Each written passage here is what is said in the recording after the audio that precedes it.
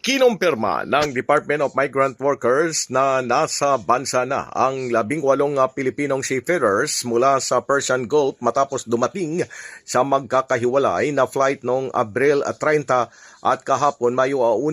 Base sa ulat ng Department of Migrant Workers o DMW, sakay mga seafarers ng Liberian flag vessels ng MBMSC Sika kung saan pinili nilang gamitin ang kanilang karapatang tumangging maglayag patungong India dahil dadaan ito sa high risk ng Strait of Hormuz. Paliwanag pa ng DMW na palinsunod ito sa ipinatutupad na advisory na nagbibigay naman na proteksyon sa mga seafarer laban sa panganib na Gulf region.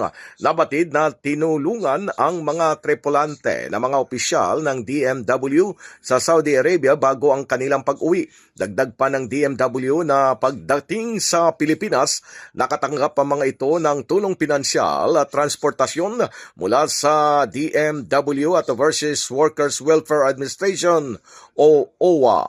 Pilipinas mula sa DMW, Silvestre Rambulabay, Radyo Kayo Manggi.